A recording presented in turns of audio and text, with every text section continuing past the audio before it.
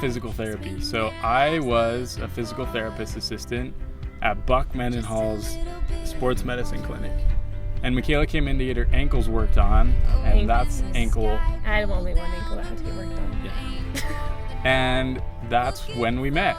So Mikayla started coming into physical therapy, and I started working on her ankle, and then it turned into a routine where I knew that I had 7 minutes of massage, 7 minutes of heat therapy, and 7 minutes of ultrasound. And so I get my 21 minutes in twice a week, and I just talk to the secretary, find out when Mikayla was coming in, and try and get that shift. That's how we met. I remember seeing Tim. I think we had seminary together, but we were in not the same class, but the same period. And so we'd probably walk somewhere. I remember seeing him and be like, he's super cute. But I never knew him. And then I met him in physical therapy, so he was right on that. But I remember walking in and seeing him in there. I was like, shoot, Mom, like I can't go here because I'm too embarrassed. And so I got really nervous, and then he was assigned to work on me, and that was just like the death of my life. I was so humiliated. I thought it was great. And then, yeah, we became pretty close, pretty good friends. That's how we met. Proposal. There's a lot that went into the proposal. True. So, I don't even know where to start. Proposal was the 9th of April. And I had been working all day, super, super exhausted. It was Thursday. It was a Thursday. Remember that? Yeah. Because Tim had texted me earlier, and he's like, hey, do you want to go up the canyon and kind of do some stuff before finals? And I was like, yeah, that'd be awesome. I've been begging him to make s'mores for me for like... This is true. 2 months. I was like, Tim, we gotta have s'mores. So that was my chance. I was like, s'mores. I can work with that. So he had gotten all prepared, and he came and pick me up. And he's like, where do you want to go get some dinner? And we went to Zupa's and got some takeout. Yeah. Right? Yep. Yeah. You got the very berry salad. Mm-hmm. Don't worry, I remember the details. I know you do. And then we drove up the canyon, the American Fork Canyon. And I remember thinking, like, well, maybe he's going to propose. But he had, like, a lot of little tactics. Yeah, she didn't think I was But I going to didn't propose. really think he was going to propose. It's in the back of your head always, like, every time you go out. But I thought it was a Thursday, so it wasn't really likely for him to propose. So, yeah, we went up to Scout Cave, the place where we went on our first date. And it was awesome. It had been, like, raining that day. There was a little bit of leftover snow. And no one was in the canyon. It was totally empty. And so we went up to the cave, started a fire, chatted. And then, like, somehow there was already wood up there. Tim... I don't know who put it there. Whatever. I don't know. He was like, hey, go, like, find some little branches. So I'm over there. Next thing I know, I bring all these branches back. He's like, wow, like, look, there's all this wood. I'm like, well, that's weird. It was already, like, up there in the canyon, I guess. So, yeah, we made the fire. Tim made the fire. I prepared all the food, got the s'mores all ready. And then we started talking about our lives and how we were going to pretty much get married and how we were excited about it, the future, how far we've come in, like, the first 3 years of our knowledge of each other. Yeah.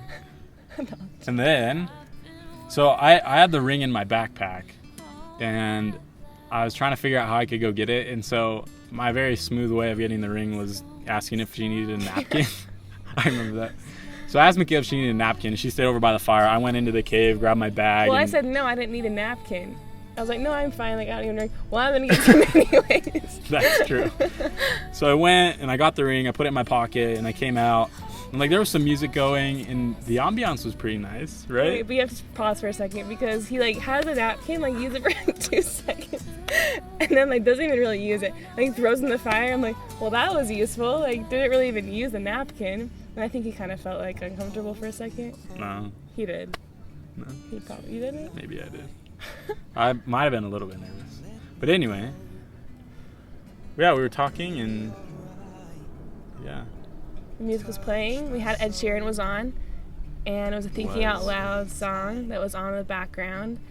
And it was a part like, love you till you're 70.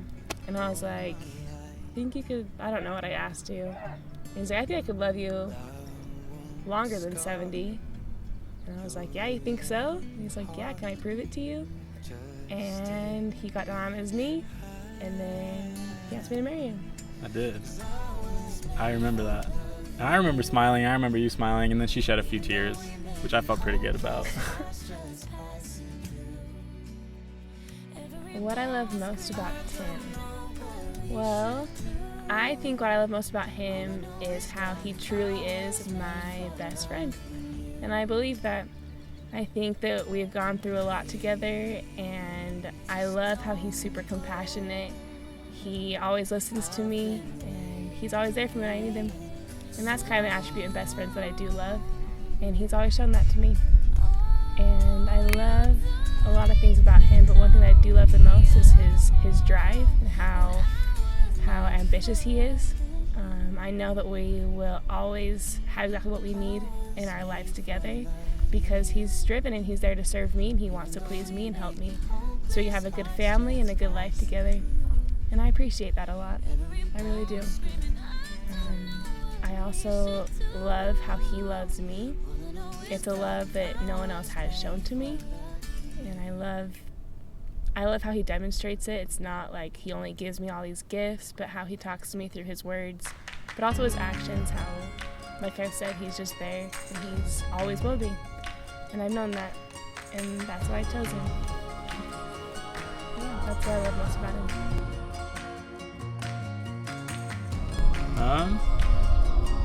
There are a lot of things I love about Mikayla. I think the biggest one is just how she loves people and how selfless she is.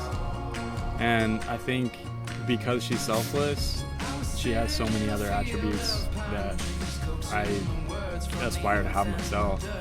She puts other people before herself, and so I think for that reason she's going to be a fantastic mother. That's definitely someone I wanted to marry, is someone that will be a good mother, that will be able to take care of our kids with me and just create a united and a happy family. And I think that's the biggest one. And there are other things. Mikayla's very resilient. She's really adaptable. She never complains.